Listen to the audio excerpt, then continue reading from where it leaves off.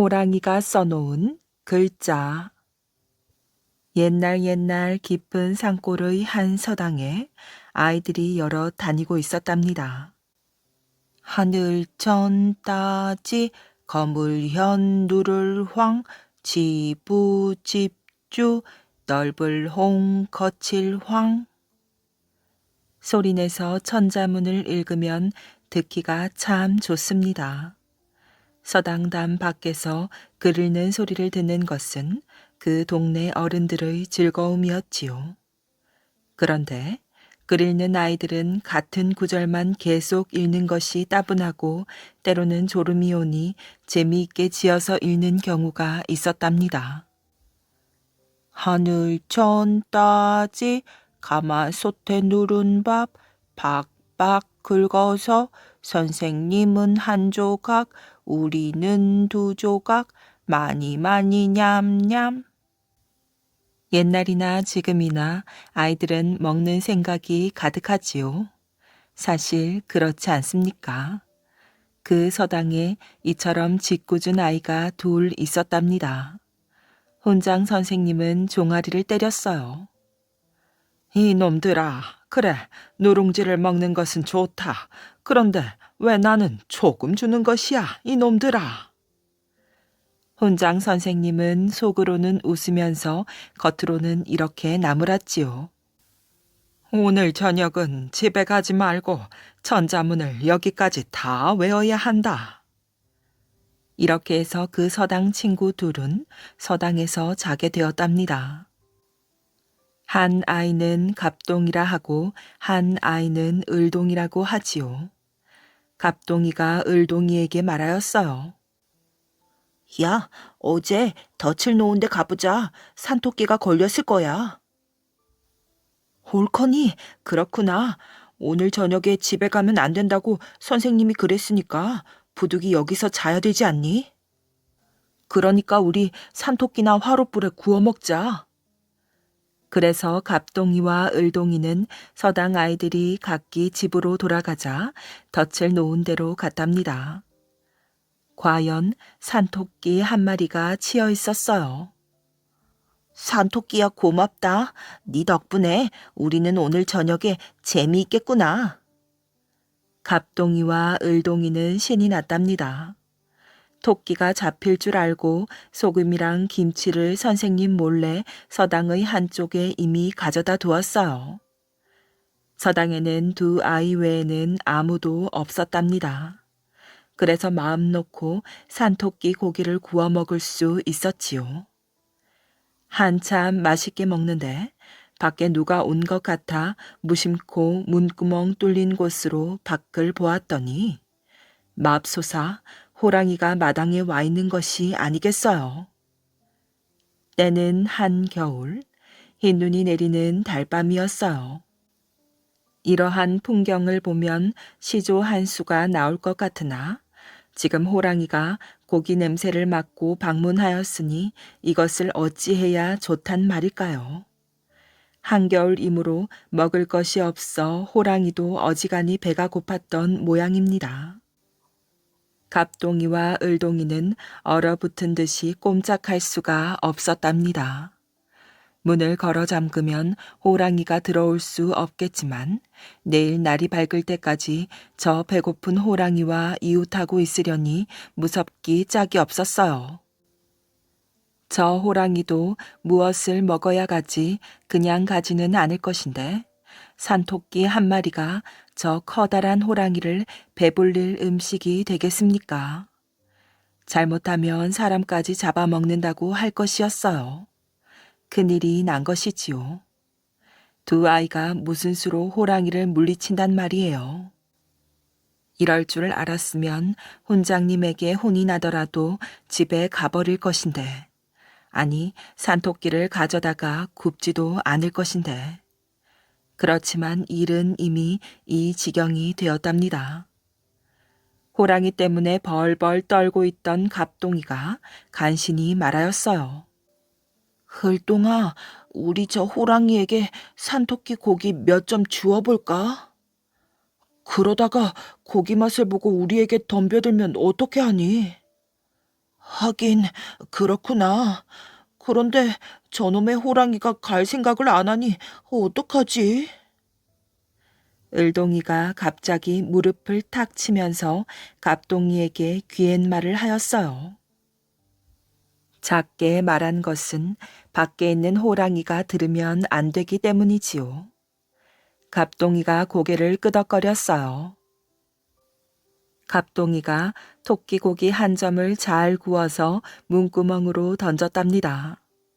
밖에서 기다리던 호랑이는 냉큼 받아 먹었지요. 호랑이는 불을 무서워하기 때문에 화로에 나무를 많이 넣어 불을 환하게 피웠어요.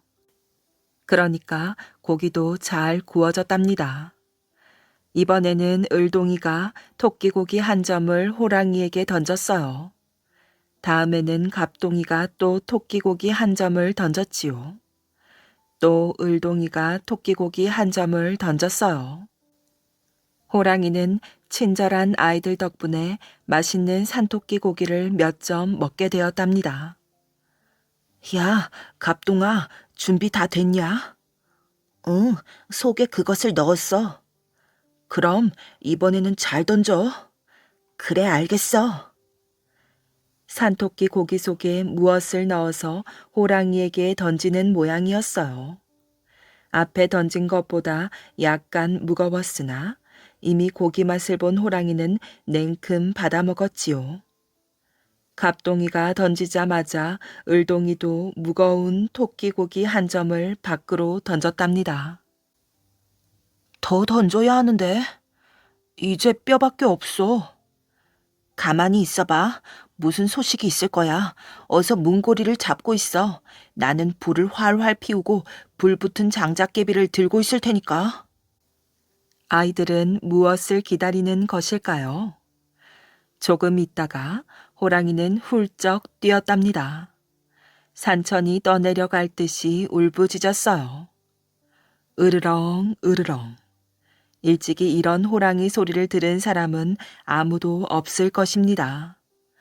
호랑이가 지붕을 뛰어넘었어요. 집을 빙빙 돌았지요. 마루로 올라서려고 하였어요. 더욱 세차게 울었답니다. 미친 듯이 날뛰었어요. 이것을 본 갑동이와 을동이는 방 안에서 단단히 대비를 하고 있었답니다. 조금이라도 잘못하면 성난 호랑이의 밥이 되기 때문이었지요. 정신없이 날뛰던 호랑이가 대문 밖으로 사라져 버렸어요. 호랑이가 언제 다시 돌아올 줄 몰라서 갑동이와 을동이는 한숨도 못 자고 방 안에서 문고리만 붙잡고 있었답니다. 화로의 불은 꺼진 지 오래였어요. 자정이 넘어도 호랑이는 돌아오지 않았답니다. 이윽고 날이 밝았어요. 동네 사람들은 때를 지어서 손에 곡괭이와 도끼와 몽둥이를 들고 서당에 올라왔답니다. 간밤에 호랑이의 울부짖음에 놀라서 달려온 것이었지요. 갑동이와 을동이의 아버지가 앞장을 서서 올라왔지요. 달려오던 사람들은 냇물가에 쓰러져 있는 호랑이를 발견하였어요. 다들 깜짝 놀랐지요. 사람들이 우르르 몰려오고 소리를 질러도 쓰러진 호랑이는 일어날 줄을 몰랐답니다. 죽은 놈이 무슨 수로 일어나겠어요. 비록 호랑이라고 해도 말이지요. 아이고, 웬일로 호랑이가 여기서 죽었어? 그러게 말이야. 오죽 속이 탔으면 냇물에 와서 물을 먹으려고 하였을까? 마침 얼음이 얼어서 먹지도 못하고 죽었네. 허허, 호랑이 같은 맹수가 뭐가 답답해서 속이 탔을꼬. 이때 한 사람이 소리쳤답니다. 어이, 여보게들, 호랑이가 피똥을 쌌는지 서당 쪽으로 발자국이 나 있고 피가 떨어져 있네. 그러자 갑동이 아버지와 을동이 아버지는 서당으로 달려갔답니다. 핏자국이 있으니 혹시 하는 불길한 생각이 들었기 때문이었어요. 서당에 들어간 아버지는 쓰러져 있는 아이들을 보았답니다. 깜짝 놀라 일으켜보니 다행히 무사하였어요. 한참 만에 정신을 차린 갑동이와 을동이는 호랑이는 어찌 되었는지 물어왔지요. 염려 말거라. 어찌된 일인지 호랑이가 피똥을 싸고 죽었더구나. 그러자 지금까지 기운이 없던 두 아이가 벼란간 벌떡 일어나더니 만세를 불렀답니다. 만세, 우리가 호랑이를 잡았어. 사람들은 어리둥절하였어요. 방 안에서 기절한 아이들이 언제 무슨 수로 호랑이를 잡았다는 말인지 알 수가 없었지요. 호랑이에게 놀라서 혹시 미친 것이 아닌가 생각을 하였답니다. 갑동이와 을동이는 호랑이를 잡은 이야기를 하였지요. 산토끼 고기를 던질 때 처음 몇 점은 진짜 고기였지만 2점은 바알갛게 달군 돌을 고기 속에 집어넣은 가짜 고기였던 것이었답니다. 미련한 호랑이는 고기 속에 불덩이가 든 줄 모르고 냉큼 받아서 씹지도 않고 뱃속에 꿀꺽 삼켰던 것이었어요. 뜨겁기 짝이 없는 불덩이가 뱃속에 들어갔으니 천하장사인 호랑이인들 별수 있겠습니까? 내장이 녹아서 죽어버린 것이었지요. 그러니 아까 호랑이가 속이 타서 냇물에 왔을 것이라는 말은 조금도 틀린 말이 아니었답니다. 마당은 온통 난장판이었어요. 그런데 하얀 눈 위에 피로 쓴 글씨가 있었답니다. 여기 좀 보게. 눈 위에 무슨 글자가 써 있네. 사람들이 달려가 보았어요. 내주기랑호?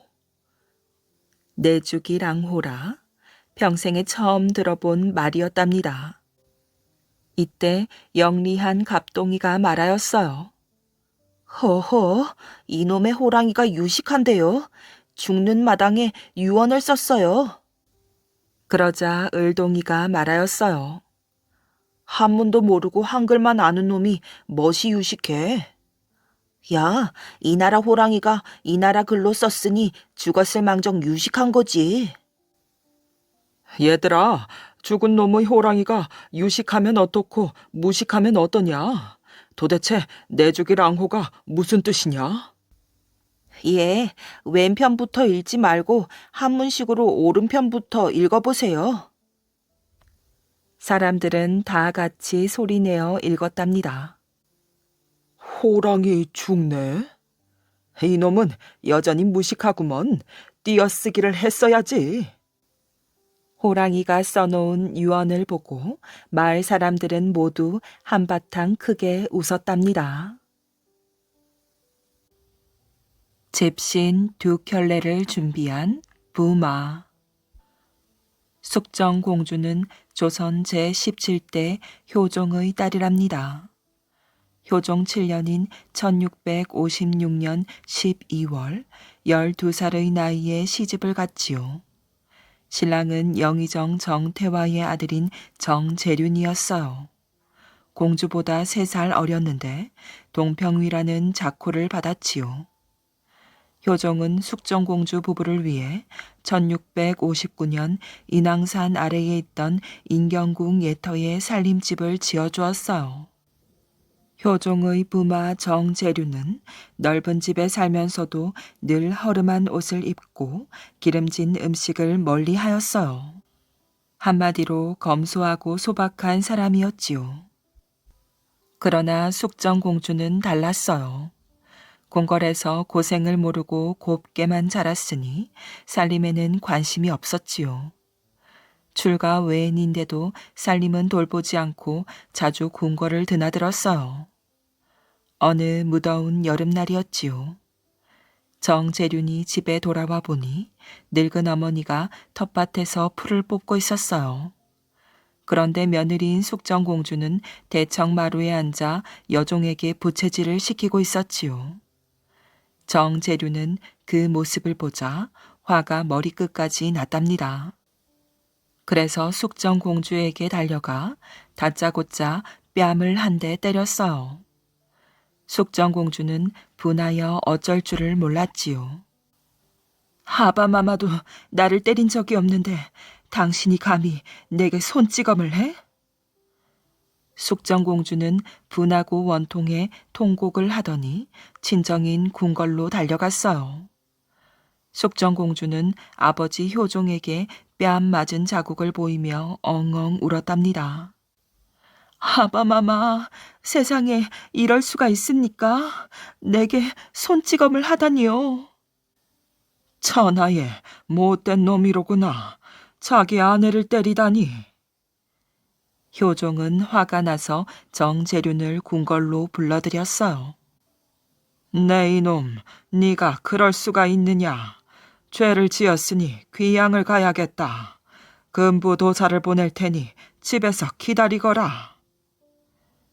효종에게 야단을 맞은 정재륜은 시무룩한 얼굴로 집으로 돌아갔어요. 잠시 뒤 정재륜이 다시 효종을 찾아왔지요. 귀양을 떠난다며 베옷을 입고 집신을 신었어요. 효종은 사위의 등짐을 보고 물었답니다. 왜 집신을 2켤레나 준비했느냐? 1켤레면 충분할 터인데. 정재륜이 천연덕스럽게 대답하였어요. 여필 종부라 하지 않았습니까? 공주도 저와 함께 귀양을 가야 하기에 집신 2켤레를 준비했습니다. 효종은 가슴이 덜컥하였어요. 숙정공주를 때린 사위가 괘씸해서 귀양을 보내겠다고 겁을 주었지만 정말 사위가 귀양을 떠난다면 큰일이었지요. 숙정공주도 어쩔 수 없이 지아비를 따라 귀양살이를 해야 하니까요. 효종은 집신을 가져와 능청을 떠는 사위를 보니 웃음이 나왔답니다. 그래서 노여움을 누그러뜨리고 이렇게 말하였어요. 역시 내 사위답게 지혜가 보통이 아니구나. 특별히 용서해 줄 터이니 귀양은 가지 말거라. 그 대신 공주에게 잘해 주어야 한다. 이번 일을 계기로 효종은 정재륜을 더욱 사랑하게 되었다고 한답니다. 숙정공주는 정재륜과의 결혼 생활이 짧았어요. 병이 들어 24세의 젊은 나이에 세상을 떠났기 때문이지요. 이때 정재륜은 겨우 21세였답니다. 하나뿐인 아들마저 숙종 6년인 1680년 숙종공주의 뒤를 따르자 정재륜은 재혼을 생각하지 않을 수 없었어요. 아들이 결혼하자마자 죽어 대를 이을 자식이 없었기 때문이었지요. 정재륜은 이듬해에 재혼을 허락해달라고 임금에게 상소문을 올렸답니다.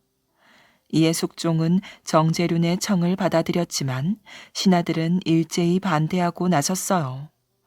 부마는 절대로 다시 장가들 수 없다는 것이 그 이유였지요. 결국 정재륜은 평생 호라비로 살다가 76세에 세상을 떠났다고 한답니다. 소매 속에 감춘 감귤. 조선시대 성종 임금 때의 일이랍니다. 마침 잠이 오지 않는구나. 성희안과 함께 술이나 한잔 해야겠다. 성종 임금은 성희안을 불러 술자리를 마련하였어요. 성희안은 임금님이 무척 아끼는 관리 중 한 사람이었지요. 그대와 마시는 술이니 안주를 특별히 준비하라고 하였네. 성희안은 술과 함께 차려진 안주를 보고 깜짝 놀랐답니다. 아니, 감귤이잖아. 성희안의 입안에 침이 가득 고였답니다. 새콤달콤한 감귤은 아무나 맛볼 수 있는 것이 아니었거든요. 이렇게 귀하고 맛있는 감귤을 어머니께서도 맛보실 수 있으면 얼마나 좋을까? 성희안의 머릿속은 늙은 어머니 생각으로 가득 찼답니다. 그래, 감귤을 몇 개만 숨겨서 집으로 가져가야겠다. 성희아는 감귤 몇 개를 슬쩍 소매자락 속에 숨겼어요. 임금님과 성희아는 이런저런 이야기를 나누며 오랫동안 술을 마셨답니다. 그러는 사이 두 사람 모두 술에 취하고 말았지요. 성희아는 어찌나 많이 취했는지 임금님께 인사도 제대로 드리지 못할 지경이었어요. 여봐라, 대감이 많이 취하였으니 업어다 드리도록 하여라. 임금님은 내관을 시켜 성희안을 업고 나가게 하였답니다. 그런데 내관이 막 성희안을 들쳐업고 가려고 할 때였어요. 대굴대굴 성희안의 소매 속에서 감귤 몇 알이 굴러 떨어졌지요. 모두들 입이 떡 벌어졌어요. 임금님 앞에서 물건을 훔쳐가는 것은 큰 죄였기 때문이지요. 하지만 임금님은 아무 말이 없었답니다. 다음 날 임금님은 성희안을 불러오게 하였어요. 성희안은 임금님 앞에서 고개를 들 수가 없었지요. 그렇게 큰 죄를 지었으니 죽어도 할 수 없다. 성희안은 임금님의 불호령이 떨어지길 기다렸답니다. 자, 그만 고개를 들고 이것을 받으라. 참 이상하였어요. 임금님의 목소리가 평소처럼 다정했기 때문이지요. 성희안은 어쩔 줄 모르고 고개를 들었답니다. 임금님 앞에는 감귤이 가득 담긴 바구니가 하나 놓여 있었어요. 어젯밤 그대가 감귤을 소매 안에 넣은 것은 늙은 어머니를 위한 것이라는 걸 알고 있다. 자, 이것은 내가 직접 주는 것이니 어머니께 가져다 드리도록 하라. 성희아는 임금님의 넓은 마음에 감동하여 눈물을 흘렸답니다. 소현 세자의 아내 강빈 이야기. 1636년 병자년 12월 14일 아침 한양의 궁궐에서 인조 임금의 명령이 떨어졌어요. 세자비는 원손을 데리고 강화도로 피신하라. 청나라 황제가 군대를 이끌고 조선을 침입한 것은 12월 1일이었지요. 이 전쟁을 병자년에 오랑캐가 일으킨 전쟁이라 해서 병자호란이라고 한답니다. 청나라 군대는 조선의 군대를 연달아 격파하여 단숨에 평양을 거쳐 개성을 함락하였어요. 이제 임금이 있는 한양까지 청나라 군대의 위협을 받게 된 것이지요. 세자빈 강씨는 임금의 명령에 따라 왕자의 아들인 원손, 시동생인 복림대군, 인평대군과 함께 궁궐을 빠져나와 강화도로 급히 피신하였어요. 청나라 군대가 쳐들어온다는 소식에 한양 거리에는 피난을 떠나는 사람들로 가득하였지요. 세자빈 강씨, 강비는 남편 소현 세자 걱정에 고개를 돌려 멀어져가는 궁궐을 바라보았어요. 소현 세자는 아버지인 인조 임금을 모시고 적과 맞서 싸워야 했기 때문에 강빈과 함께 피난을 갈 수 없는 처지였답니다. 과연 살아서 소현 세자의 얼굴을 볼 수나 있을지 아무것도 장담할 수 없는 불안한 운명의 순간이었답니다. 한양에서 가까운 섬인 강화도는 고려시대에 몽고가 침입했을 때 고려의 고종 임금이 피난을 간 적이 있는 곳이지요.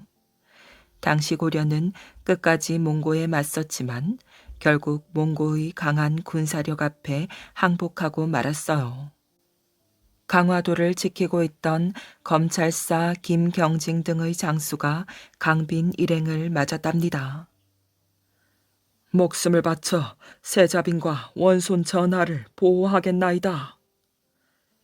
며칠 후 한양으로부터 소식이 날아들었어요.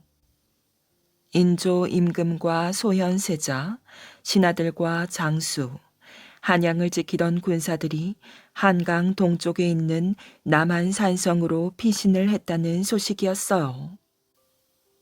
왕과 소현세자도 강화도로 오려고 했지만 청나라 군대가 이미 강화도로 가는 길을 점령해서 남한산성으로 간 것이라 하였어요.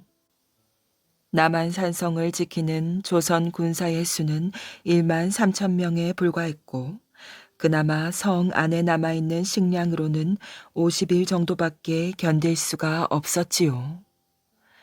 청나라 황제 태종은 20만 명의 군사로 남한산성을 포위하였어요.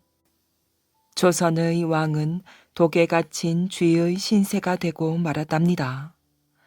몇 번 공격을 한 청나라 군대는 작전을 바꿔 성을 공격하지 않고 남한산성 안의 식량이 떨어지길 기다렸어요. 또한 청나라 황제는 강빈 등 왕의 가족들이 강화도로 피난 갔다는 사실을 알고는 장수 용골대에게 군사를 주어 강화도를 공격하도록 명령하였지요. 용골대가 이끄는 청나라 군대는 바다를 건너 강화도에 상륙하였어요. 섬을 지키던 조선의 군대는 필사적으로 청나라 군대에 맞서 싸웠답니다. 그러나 무기, 식량 사정이 청나라 군대보다 훨씬 못한 데다가 임금의 피난 소식으로 사기가 떨어진 조선의 군대가 적을 물리치기는 힘든 일이었지요. 결국 강화도의 성은 청나라 군대에게 점령당하고 말았답니다. 강화도를 점령한 용골대가 명령하였어요. 이 섬에 세자빈과 왕의 두 아들이 피난 왔다고 들었다. 그들을 끌고 와 나에게 절을 하게 하라. 강빈의 시중을 드는 궁녀가 달려와 강빈에게 용골대의 명령을 전하였답니다. 강빈은 눈앞이 캄캄하였어요.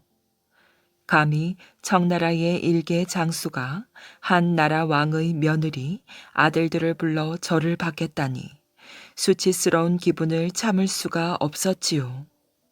강빈은 고개를 흔들며 궁녀에게 말하였어요. 나는 이 나라의 세자빈이다. 어찌 세자빈이 오랑캐의 장수 앞에 절을 한단 말인가. 그럴 순 없다. 용골대는 전하를 죽일지도 모릅니다요. 남한산성에 계신 세자 전하를 생각해서라도 목숨을 지키셔야 합니다. 잠시 생각에 잠겨있던 강빈이 말하였어요. 내 옷을 벗어줄 터이니 네가 세자빈인 척하고 용골대 앞에 가서 절을 하거라. 걱정 마라. 용골대가 이 사실을 알게 되면 내가 나서서 그에게 다 설명을 하리라. 강빈은 조선의 세자빈으로서의 자존심을 지킬 수 있는 계획을 세운 것이었답니다. 강빈의 뜻을 잘 아는 궁녀는 기꺼이 강빈의 옷을 입고 용골대에게 가서 절을 하였어요. 용골대가 강빈이 궁녀에게 옷을 입게 해서 대신 절하게 했다는 걸 안 것은 나중의 일이었지요. 용골대는 부하들에게 말하였어요. 지혜로운 여자로군. 당장 죽이고 싶지만 황제의 명령이 있기 전까지는 어쩔 수가 없지. 여봐라. 세자빈과 그의 아들을 황제가 계시는 남한산성 옆 진지로 끌고 가라. 1637년 1월 30일의 해가 밝았답니다. 한강 동쪽 삼전도에 있는 청나라 진지에 끌려와 청나라 군사들의 감시를 받던 강빈은 시아버지 인조 임금과 남편 소현세자가 머물고 있는 남한산성을 바라보았어요. 한강을 건너온 차가운 겨울바람이 남한산성 쪽으로 몰아치고 있었답니다. 청나라 군사들에게 포위된 지 40여일, 돌을 쌓아 만든 성이지만 남한산성은 무너지기 직전의 모래성처럼 보였지요. 청나라 장수가 전해준 말에 따르면 강화도가 함락이 되었다는 소식을 들은 인조 임금은 청나라에 항복할 것을 결심했다고 한답니다. 며칠 동안 조선의 신하가 성을 빠져나와 청나라 장수와 항복 협상을 했으니 이제 머지않아 성문이 열리고 왕이 나와 청나라 황제에게 항복할 거라고 하였지요. 그날 오전 남한 산성의 성문이 열렸어요. 푸른 옷을 입은 인조 임금이 침통한 얼굴로 성문을 나섰답니다. 소현세자가 임금의 뒤를 따랐어요. 왕이 평소에 입던 옷 대신 푸른 옷을 입은 것은 청나라 황제의 신하가 되겠다는 뜻을 나타내는 것이었지요. 임금 일행은 청나라 군사들에 둘러싸여 청나라 황제가 머무는 삼전도에 도착하였어요. 보로였던 강비는 오랫동안 보지 못했던 남편 소현세자의 얼굴을 보자 왈칵 눈물을 흘렸지요. 남편이 살아있는 게 다행이어서 눈물이 나왔고 남편과 자신이 앞으로 당할 고난을 생각하니 슬퍼서 눈물이 나왔답니다. 청나라 진지가 있는 삼전도에 끌려온 인조 임금은 청나라 황제에게 3번 절하고 9번 머리를 조아렸어요. 항복을 시인하고 청나라 황제의 신하가 되겠다는 의사 표시였지요. 조선이 생긴 후 임금이 다른 나라 왕에게 신하처럼 절을 올린 것은 최초의 일이었어요. 훗날 역사가들은 이 일을 삼전도의 치욕이라고 불렀지요. 청나라 태종이 명령을 내렸어요. 이제부터 조선은 청나라의 신하국가이다. 조선은 명나라와는 외교 관계를 끊고 오로지 청나라만을 섬겨야 한다. 나는 조선 왕의 아들들과 그 가족을 청나라로 데려갈 것이다. 만약 조선이 약속을 어길 경우 왕의 아들과 그 가족들은 목숨을 잃을 것이다. 결국 그해 2월 8일 소현세자, 강빈, 소현세자의 동생인 복림대군 등은 청나라로 끌려가고 말았답니다. 포로에서 볼모로 신세가 변한 것이지요. 왕의 가족을 모시는 궁녀, 신하 등 200여 명의 사람들도 함께 청나라로 끌려갔어요. 강빈이 세자의 아내가 된 것은 17세 때였지요. 그때부터 궁궐 밖을 한 번도 나가보지 않았던 강빈은 이제 27세가 되어 볼모의 신세로 청나라에 끌려가는 운명이 된 것이랍니다. 전쟁이 끝난 후 끌려간 것은 왕의 가족과 신하만이 아니었어요. 청나라 군대는 자기 나라로 돌아가면서 곳곳에서 도적질을 하고 수많은 조선 여자들을 끌고 갔지요. 조선 여자들을 끌고 간 것은 여자들의 가족에게 돈을 받아서 큰 돈을 벌어들이기 위해서였어요. 볼모가 된 소현세자 일행은 수많은 강과 넓은 만주 벌판을 건너 청나라의 수도에 도착했답니다. 심양이었어요. 심양에 도착하던 날 강비는 놀랐지요. 조선에 있을 때 사람들은 청나라가 만주 들판에서 유목 생활을 하던 오랑캐가 세운 나라인지라 문명이 발달하지 않은 미개한 나라라고 말하였어요. 그런데 와서 보니 심양은 한양보다 더 번화한 도시였지요. 거리는 조선에서 구경하기 힘든 수레가 오가고 활기가 넘쳤답니다. 당시 청나라는 점점 국력을 키워가는 중이었어요. 청나라가 세력을 키우기 전 중국을 지배하던 나라는 명나라였는데 이제 명나라마저 청나라의 힘 앞에 쩔쩔매는 상황이 되었지요. 국제 정세가 이렇게 변하는데도 전쟁 전까지 조선은 명나라만을 중국의 유일한 국가로 인정하는 정책을 폈답니다. 청나라가 2차례에 걸쳐 조선을 침략한 가장 큰 이유도 조선이 명나라를 섬기고 청나라의 존재를 인정하지 않았기 때문이지요. 청나라 정부가 소현세자 일행을 머물게 한 곳은 심양관이라는 곳이었어요. 세자 일행이 언제까지 심양관에서 볼모의 신세로 있게 될지는 아무도 몰랐답니다. 영원히 조선으로 돌아가지 못할 수도 있었어요. 심양관에서 맞은 첫날 밤, 강비는 소현세자에게 말하였지요. 조선에서 듣기로 청나라는 오랑캐가 세운 나라라서 매우 못 사는 나라인 줄 알았습니다. 하지만 이곳에 와서 보니 그렇지만은 않은 것 같습니다. 나도 같은 생각을 했소. 만주벌판에서 나라를 일으킨 이 사람들이 명나라까지 위협할 정도로 세력을 키운 데는 분명 그럴 만한 이유가 있을 것이오. 무작정 오랑캐라고 무시할 수는 없다는 생각이 드는구려. 낯선 땅의 낯선 잠자리인지라 잠이 잘 오지 않았지요. 강비는 창 너머로 보이는 밤하늘을 올려다보며 결심하였어요. 내 지금은 볼모의 신세이나 이대로 죽을 수는 없다. 절대로 절망하지 않을 것이며 조선의 세자빈으로서 긍지를 지킬 것이다. 안으로는 세자 전하를 잘 모셔 훗날 훌륭한 왕이 되게 할 것이다. 또 밖으로는 청나라에서 배울 것을 배우고 익힐 것은 익혀 훗날 조선의 왕비로서 부끄럽지 않은 사람이 될 터이다. 날이 밝았어요. 소현세자는 청나라 황제의 부름을 받고 황제가 사는 궁궐로 들어갔지요. 그동안 강비는 심양관 곳곳을 둘러보며 조선에서 함께 끌려온 신하들과 궁녀, 하인들을 위로하였어요.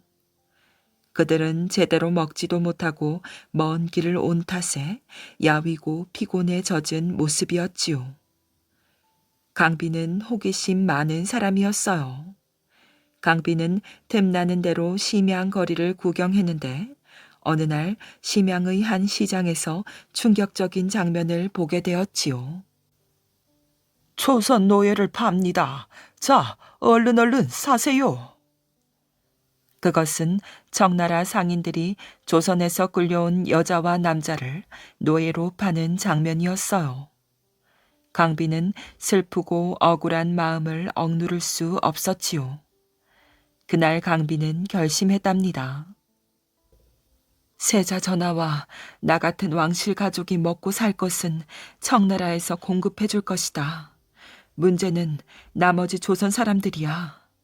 세자 전하는 심양에서 조선을 대표하는 신하의 역할을 해야 하니 이런 사정을 세심하게 챙기기가 힘들 터인즉 결국 내가 해야 할 일은 심양관의 조선 사람들을 먹이고 편하게 살게 해주는 것이다. 또 하루라도 빨리 노예가 된 조선 사람들을 구하는 것이다. 강비는 우선 심양 생활에 적응하려고 노력하였어요. 청나라 사람의 말을 익히고 청나라의 상업 제도와 문화를 관찰하였지요. 청나라 생활에 어느 정도 익숙해졌을 때 강비는 세자에게 말했답니다. 인질로 끌려왔다고 탄식만 하고 있을 수는 없지요. 저도 의미 있는 일을 해볼까 합니다. 의미 있는 일이라면 무엇을 말하는 것이오? 가장 급한 게 심양관의 조선 사람들을 편히 먹이는 일입니다. 아시다시피 청나라 정부가 주는 식량과 옷은 부족합니다. 제가 일을 해서 문제를 해결해 볼까 합니다. 그대는 한 나라의 세자빈인데 세자빈이 일을 하면 나라의 채통이 떨어질 수 있잖소. 세자께서 조선의 힘을 키우려고 정치와 외교 일에 열심인데 제가 가만히 있어서야 되겠습니까? 세자빈이 세자를 도와 백성을 잘 먹여 살리기 위해 일한다는 게 창피할 것도 없지요. 소현 세자는 강빈의 손을 잡고 말하였어요. 내 생각이 짧았소. 그래, 무슨 일을 하려 하오? 청나라에 와서 보니 우리 조선에서는 풍족하게 나는 물건인데 이곳에선 귀한 물건이 있습니다. 그런 물건을 조선에서 가져와 청나라 사람들에게 비싼 값으로 팔면 큰 이익이 생길 것입니다. 심양관의 조선 사람들을 그 일에 참여시키면 열심히 하겠지요. 그러면 심영관의 살림은 금방 나아질 것입니다. 또한 청나라에 억울하게 끌려와 노예로 사는 많은 조선 사람들을 구해낼 수도 있을 것입니다. 며칠 후 소현세자는 청나라 황제에게 심영관 조선 사람들의 생계 문제 해결을 위해 무역 활동을 하려 하니 허락해달라고 부탁하였어요. 소현세자는 아버지 인조 임금과는 달리 청나라의 정치, 외교, 군사 문제에 협조를 잘 했기 때문에 청나라 황제는 소현세자의 부탁을 들어주었어요. 청나라의 허락이 떨어지자 강비는 심영관에 있는 몇몇 하인들을 불렀답니다. 너희는 조선으로 돌아가 내가 시키는 대로 하라.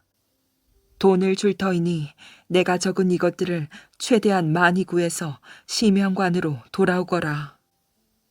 강비는 조선에서 가져올 물건을 적은 쪽지를 건네주었어요. 그 쪽지에는 옷 만드는 재료인 무명, 표범의 가죽, 인삼 등의 약재료, 생강 등의 농산물 이름이 적혀 있었지요. 얼마 후 강빈의 명령을 받고 조선으로 들어간 사람들이 돌아왔어요. 그들이 싣고 온 수레에는 조선의 특산품이 가득 실려 있었지요. 강빈의 예상은 적중했답니다. 청나라의 부자들은 조선에서 가져온 특산품을 사는데 돈을 아끼지 않았어요.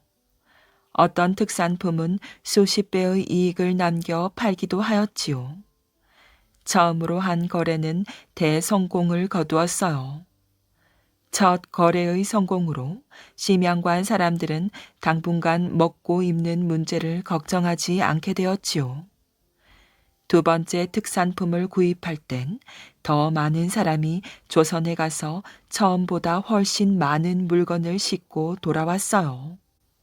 당연히 첫 거래 때보다 더 많은 이익을 남겼답니다. 강비는 여유가 생길 때면 그 돈으로 노예가 된 조선 사람을 구하였어요. 심양관에 끌려온 조선 사람들 대부분은 무역을 해서 많은 사람들을 먹여 살리고 구해주는 강빈의 행동을 칭찬하였지요. 그러나 드러내놓고 말하지는 않았지만 강빈의 행동을 못마땅해 하는 사람들도 있었답니다. 심양관에는 청나라와 조선의 전쟁 때 청나라에 항복을 해서는 안 되고 끝까지 싸워야 한다고 주장하다가 소현세자 일행과 같이 청나라에 끌려온 신하들이 있었어요. 그런 사람들 중에는 여전히 마음속으로 청나라를 원수같이 여기는 사람이 있었는데 그들 눈에 청나라 정부에 적극 협조하는 소현세자나 청나라 사람들과 거래를 하는 강빈의 행동이 못마땅했던 것이지요. 소현세자의 동생인 복림대군도 그런 생각을 하고 있었답니다. 하지만 당시 소현세자의 생각은 매우 현실적인 것이었어요. 이미 중국의 주인은 명나라가 아니라 청나라였지요. 청나라와의 외교 관계를 잘 유지해야 조선은 평화를 유지할 수 있다고 생각했던 것이랍니다. 또 조선이 발전하기 위해서는 서양에서 청나라로 들어온 여러 가지 앞선 문화를 적극 받아들여야 한다고 생각하였지요. 그래서 소현세자는 심양에 온 서양의 천주교 신부를 만나 대화를 나누기도 하였답니다. 시간이 흘러 한양에 있는 인조 임금도 소현세자와 강빈의 소식을 알게 되었어요. 삼전도의 치욕을 당한 인조 임금은 청나라를 여전히 원수의 나라로 여기고 있었지요. 언젠가 청나라에 복수를 하겠다는 생각을 하던 인조 임금은 소현세자 부부 이야기를 듣고 얼굴을 찌푸렸어요. 고약한 지고 임금은 삼전도의 치욕을 잊지 못하여 지금도 이를 갈며 하루하루를 보내고 있거늘 세자란 녀석은 매일 청나라 황제 앞에 굽신거리고 세자비는 왕실 여자의 채통도 버리고 장사를 하다니 참으로 고약한 지고. 시간이 갈수록 세자에 대한 왕의 미움은 커졌답니다. 더구나 세자를 싫어하는 간신들이 소현세자가 심양에서 조선의 왕 노릇을 하고 있다고 모함을 해서 인조임금의 분노도 더욱 커졌지요. 인조임금은 두렵기도 하였답니다. 만약 청나라가 강제로 나를 왕의 자리에서 물러나게 하고 소현세자를 새로운 왕으로 세운다면 생각만 해도 두려운 일이었어요. 왕의 노여움을 산 소현세자와 강빈의 운명은 어떻게 될지 알 수 없었지요. 심양에 온 지 4년이 되던 1641년 소현세자가 강빈을 불렀어요. 오늘 청나라에서 새로운 제안을 해왔소. 농사 지을 땅을 줄 터이니 청나라에 온 조선 사람들을 동원해서 농작물을 키워보라는 거요. 조선 사람을 부려만 먹고 제대로 값을 쳐주지 않으면 어떡하지요? 걱정할 필요 없소. 청나라는 지금 자금 사정이 무척 좋다오. 그리고 그들이 농사를 권한 건 자신들은 만주 들판에서 유목 생활을 해온 탓에 농사에 서툴기 때문이오. 더구나 청나라는 명나라와 전쟁을 하면서 식량이 많이 필요해졌소. 그래서 우리한테 부탁을 해온 거요. 그렇다면 안심입니다. 농사일을 하게 되면 청나라에 끌려온 더 많은 조선 사람을 고용할 수 있고 그들도 먹고 살 일이 생기니 두루 좋은 일이지요. 서양 문명을 적극 받아들인 청나라는 과학기술이 조선보다 앞서 있었어요. 상업도 활발하였지요. 그러나 농사 기술에 있어서는 예로부터 농사를 지어온 농업국가인 조선보다 못했답니다. 청나라가 농사 제한을 한 것은 소현세자를 위해서가 아니라 철저히 자기 나라 이익을 위해 내린 결정이었던 것이지요. 강빈은 조선 출신 유랑민들, 노예 시장의 조선인들을 데려와 농장 경영을 시작하였어요. 강빈은 체계적으로 농사를 경영하였어요. 먼저 농사 정보를 모았지요. 예로부터 심양 지방에서 농사를 지어온 중국 농부들을 통해서 심양 땅에서 농사를 짓기 위해 꼭 알아두어야 할 농사 정보를 모은 것이에요. 강빈은 청나라 사람들이 여러 가지 채소를 먹을 기회가 없었던 것을 알아내고 채소 농사에 중점을 두었지요. 몇몇 채소는 조선에서 씨앗을 가져왔답니다. 그런 까닭에 강빈이 경영하는 농장에서 생산한 채소는 비싼 값으로 심양의 시장에서 팔렸답니다. 강빈은 농장의 조선 사람들이 일할 의욕을 가지게 하는데도 힘썼어요. 이를 위해 땅을 나눠 각 땅마다 책임자와 일꾼들을 두었지요. 열심히 일해 더 많은 수확을 거둔 책임자와 일꾼에게는 상을 주었답니다. 무역일도 계속하였어요.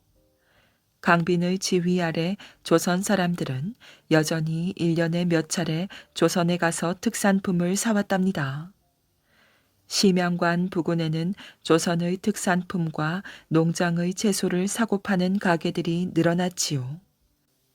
4년 전 조선에서 끌려온 사람들의 울음소리가 가득했던 심양관 주변 거리는 상인들의 활기찬 목소리로 넘쳐났답니다. 강빈은 직접 농사를 짓지도 장사를 하지도 않았어요.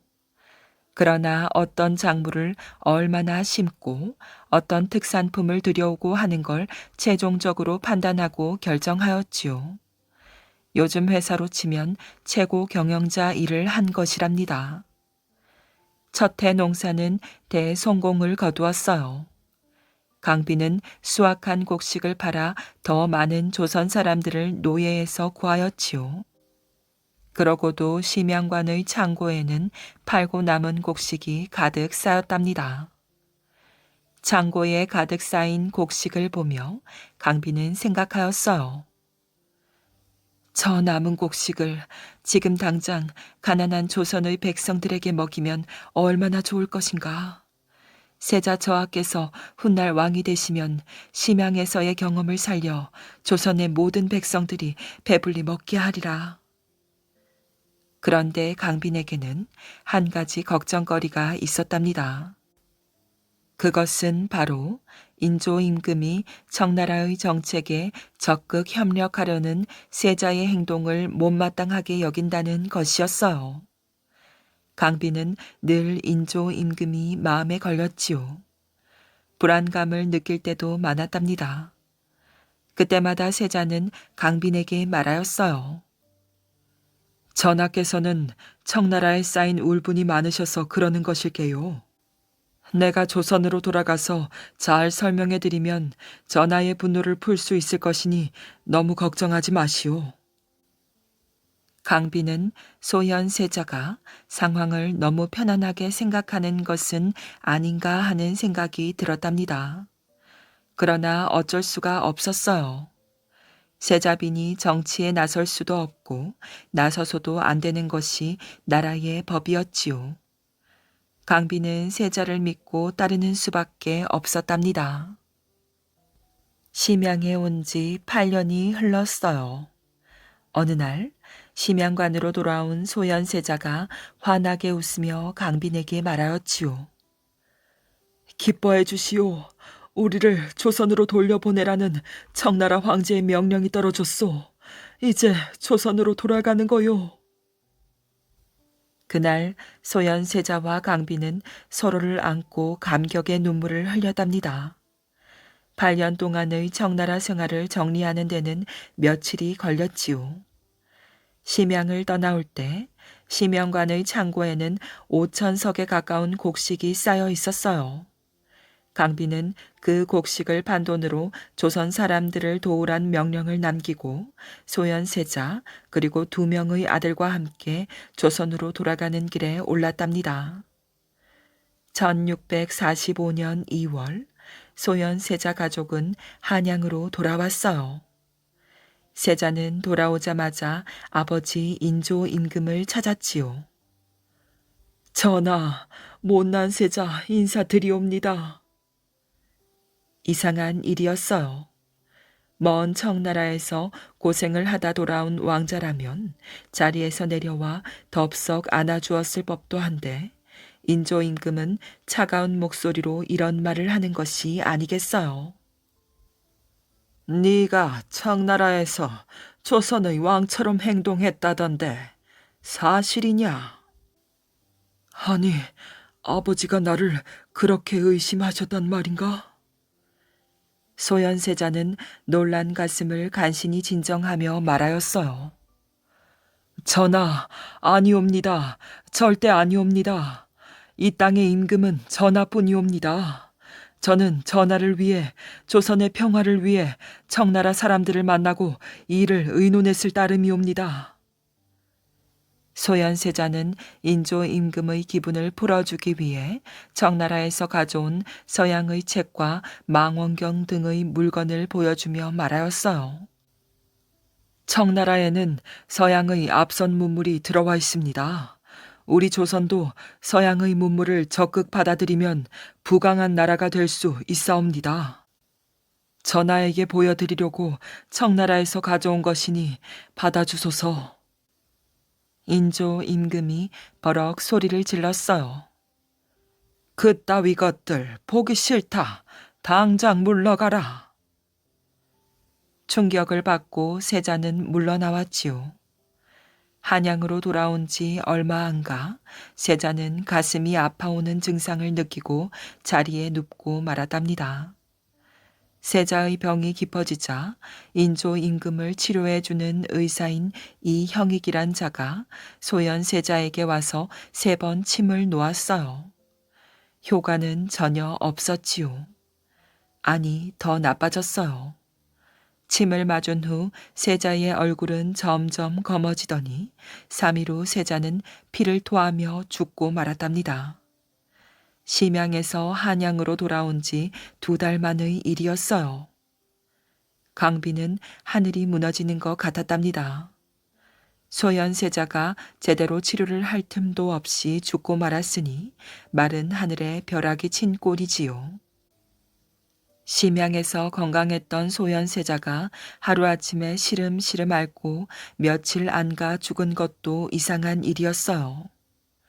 궁궐 안에는 슬픔을 나눌 사람조차 별로 없었답니다. 세자가 죽은 후 며칠 동안 강비는 음식도 먹지 않고 넋을 놓은 채 지내었어요. 시간이 어느 정도 흐른 후 강비는 이를 악물고 슬픔을 이겨내었지요. 원손, 즉 세자의 아들을 위해서라도 자신이 이 위기를 이겨내야 한다고 생각했던 것이랍니다. 그러나 세자가 죽은 지 1년도 안 되어 예상치도 못한 음모가 강빈을 덮쳤어요. 당시 궁궐에는 인조 임금의 사랑을 받는 조소용이라는 궁녀가 있었답니다. 조소용은 훗날 왕비가 될 야심이 있어 소현세자와 강빈을 밤낮으로 미워하였어요. 소현세자가 죽은 후 하루는 인조임금이 생선을 먹은 후 배탈이 났지요. 조소용은 임금에게 남편의 죽음에 원한을 품은 강빈이 음식에 독을 탄 것이라고 모함하였어요. 소현세자가 죽은 후 인조임금은 소현세자를 따르는 무리들을 궁궐에서 완전히 몰아낼 계획을 세우고 있었어요. 인조의 눈에 가장 먼저 몰아내야 할 사람은 소현세자의 아내 강빈이었지요. 인조 임금은 조소용의 모함을 있는 그대로 받아들여 강빈을 궁궐에서 몰아내고 세자빈의 자리도 빼앗았어요. 그리고 며칠 후 강빈에게 역적 죄를 저질렀다는 누명을 씌워 사약을 내렸답니다. 며느리에게 사형 판결을 내린 것이지요. 몇몇 신하들이 임금의 결정을 말렸어요. 전하, 강빈은 훗날 왕이 되실 세손의 어머니입니다. 세손을 봐서라도 목숨을 살려주소서. 인조는 마음을 돌리지 않았어요. 자기가 왕 자리를 유지하기 위해서라도 강빈은 이 세상에 없는 것이 좋다고 생각한 것이지요. 청나라 생활 8년 동안 부지런히 일해 조선에서 온 백성들을 먹여 살린 강빈, 희망에 들떠 조선으로 돌아온 강빈은 결국 인조가 보낸 독약을 먹고 죽고 말았답니다. 인조는 나중에 강빈의 집안 사람들이 복수할 것을 걱정하며 강빈의 친정 식구들도 죽였어요. 참으로 끔찍한 일을 벌인 것이지요. 그리고 세자의 자리는 소현세자의 동생 복림대군에게 넘겨주었어요. 그가 나중에 조선의 제17대 효종 임금이 된답니다. 인조와 효종 임금 시대에 기록한 조선 왕조 실록은 강빈을 세자를 잘못된 길로 인도하고 재물에 대한 욕심이 많은 여자로 평가하였어요. 역사학자들은 인조 임금이 세자와 며느리를 싫어하는 것을 잘 아는 신하들이 임금의 마음을 편하게 해주려고 그렇게 나쁘게 적은 것으로 해석하고 있답니다. 강빈이 임금을 독살하려 했다는 음모를 벗은 것은 숙종 44년인 1718년 때의 일이지요. 이때 강빈은 다시 세자빈으로 복위 되었어요. 만약 인조 임금이 소현세자를 사랑했다면 어찌 되었을까요? 역사에서 이런 가정을 하는 것은 큰 의미가 없는 일이지요. 하지만 여전히 아쉬움이 남습니다. 소현세자가 왕의 자리에 오르고 강빈이 소현세자를 도와 궁궐 일을 해냈다면 조선의 역사는 크게 달라졌을지도 모릅니다.